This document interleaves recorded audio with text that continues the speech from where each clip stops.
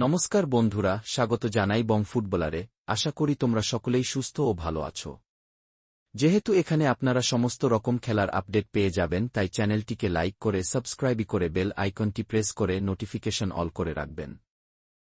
তো বন্ধুরা, এই ভিডিওতে আজকে গুরুত্বপূর্ণ কিছু ইন্ডিয়ান ফুটবল আর আইএসএল নিয়ে গুরুত্বপূর্ণ আপডেট দেব।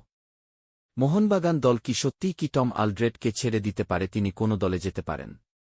মোহনবাগান কি সত্যি রাফিনা জেমস এর মতো প্লেয়ারকে সই করাচ্ছে? লালচুংলুঙ্গার সাথে বিচ্ছেদ হতে পারে ইস্টবেঙ্গল দলের। দীপক টাংরিকে নিয়ে ব্যাড নিউজ দেওয়ার আছে।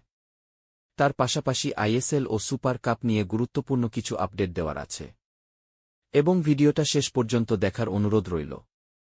এবং যারা নতুন, চ্যানেলটিকে লাইক, কমেন্ট, সাবস্ক্রাইব করে বেল আইকনে প্রেস করে অন করে দেবেন।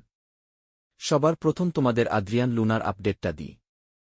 তো আগের ভিডিওতেই তোমাদের আমি বলেছিলাম যে একজন না চোটের জন্য ২৬ তারিখের ম্যাচটি খেলতে পারবে না। এই খবরটি পাকাপাকিভাবে আর একটু দিয়ে দিলাম। আগামীকাল কেরালা ব্লাস্টার প্র্যাকটিস করেছে। তাতে কিন্তু লুনাকে দেখাই যায়নি। এর থেকে পুরো ব্যাপারটা পরিষ্কার হয়ে গেল যে লুনাকে কেরালা ব্লাস্টারের ২৬ তারিখের ম্যাচে পাচ্ছে না। গতকাল রাতে প্র্যাকটিসে ম্যাচে হ্যামস্ট্রিংয়ে চোট পান দীপক টাঙ্গরি।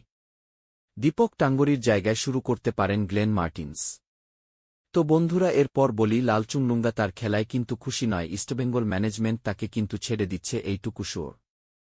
টম আলড্রেডকে কিন্তু মোহনবাগান ছাড়তে পারে। তাকে নেওয়ার জন্য অলরেডি ৩টি ক্লাব আইএসএল এর আগ্রহী। টম আলড্রেডকে নেওয়ার চেষ্টা করছে বেঙ্গালুরু এফসি।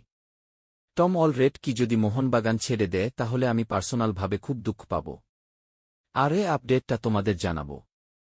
জেমস রদ্রিগস আর রফিনা মোহনবাগানে আসবে, এই গুজবটা যারা ছড়াচ্ছে তারা একদম ভুল। মোহনবাগানের পক্ষে এত স্যালারি দেওয়া তাদেরকে সম্ভব নয়। তো তারা মোহনবাগান দলের আসবে না। এটি পুরোটি ফুল খবর এবং এটি গুজব।